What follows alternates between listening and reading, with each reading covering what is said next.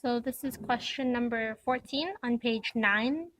And basically it reads, the total cost at an amusement park is made up of an admission fee and a cost per ride.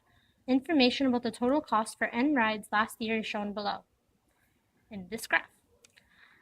This year, the cost per ride is reduced from last year, but the total cost for 10 rides is the same. Determine a possible equation for the total cost C this year. Include an admission fee and a cost per ride. Justify your answer. Right here it says determine a possible equation, right?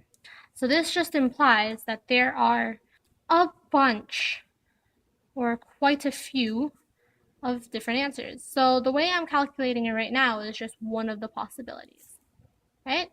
If you guys can think of an easier way to solve it, then go ahead. This is just my way of thinking. So first thing we're going to do is find the cost for 10 rides. So we're going to take my ruler, which is over here, and we're going to take number 10 right here, and we're going to draw a line all the way up to the line already drawn for us on the graph. Okay, so we're up there.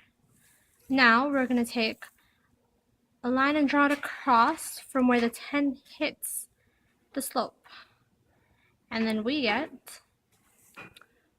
$45. So originally it cost $45 for 10 rides. Now we got to remember that there is an admissions fee, right, that you have to pay before you can ride the rides. So by looking at the graph, you can see that for 0 rides, you still have to pay $15.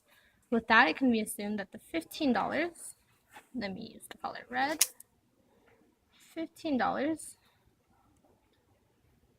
is the admission fee. Okay, so what we're doing now is we got to figure out the cost.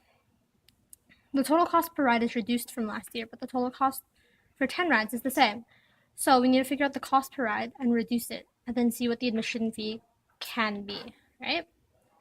So looking at this, to get $45 for 10 rides starting at 15, we can see that ride goes up for about over $2.50, right? Because you can see how it goes up here. So for the sake of argument, we're going to assume that the cost per ride is about currently $2.75, right? Cost per ride. Simply because with this graph we don't have the exact value, seeing as there is a gap right there, we can just assume that it's over $2.50. Okay, so we have to lower this cost. So to make it easier for us, and so that the line ends up on something, we are going to make the cost per ride about $250. Okay, so the cost per ride, we're going to take cost per ride, which I would like to make it $250, and we're going to multiply that by the 10 rides that the person is going to pay for. Remember, we have to try to make the new cost per ride that's reduced from last year plus the admission fee the same as it was for 10 rides last year.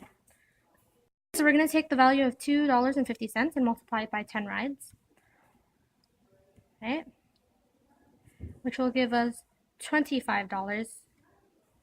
So based on this graph, let's take $45 minus $25, right, to give us the admissions fee, because cost for 10 rides, $25. Everything subtracted out should give us the amount that they originally have to pay in order to get to the $45 per 10 rides. So 45 minus 25 gives us $20. So we can assume that the total cost for the admissions fee must be raised in order for us to reduce the cost per ride to get the same value as the 10 rides last year. So the admissions fee raised by $5 to $20 gives us the equation that's C, the total cost, as stated here, right? Total cost 20, which is the total admissions fee, plus Now we're going to input the cost per ride, which should be $250. And then n being the number of rides. And this should give us the value of $45 for 10 rides. So this would be one of the possible equations.